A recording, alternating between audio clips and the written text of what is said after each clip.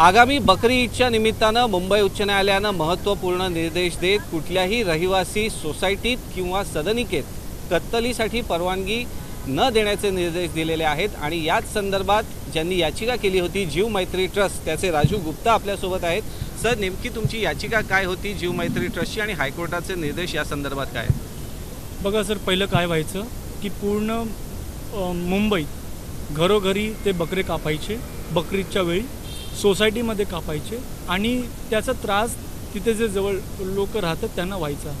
मग आम्ही 2018 petition file केलं की हे जे बकरी सणानिमित्त जे बकरी यांना कापायचं आहे ते फक्त देवनार पशुवधगृह जे मुंबईचा जो स्लॉटर हाऊस आहे which is Asia's one of the largest slaughter house तिथेच कापावं, बाहेर कापू नये।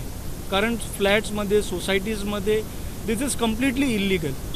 मग 2018 आम्ही फाईल केलं। कोर्टाने त्यावेळपासून घरोघरी आणि सोसायटीमध्ये हे जे परमिशन द्यायचं ठरलं होतं ते कॅन्सल केलं आणि तो आजपर्यंतसुद्धा कॅन्सल आहे।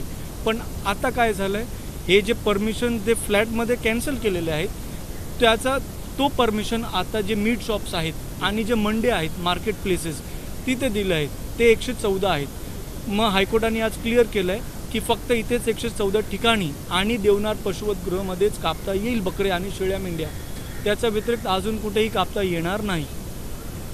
या संदर्भात सुद्धा अजूनही लोकांमध्ये तितकीशी जागरूकता नाही आहे। अनेक सोसायट्यांमध्ये सोमवारच्या कत्तलीसाठी तयारी केली जाते आणि त्याला इतर जे सोसायटीतले रहिवासी आहेत त्यांच्याकडनं विरोध होतोय। तर पोलिसांची याच्यात काय भूमिका राहील, मुंबई महानगरपालिकेची काय भूमिका राहील, कोर्टाने त्या संदर्भात काही निर्देश दिलेले आहेत का?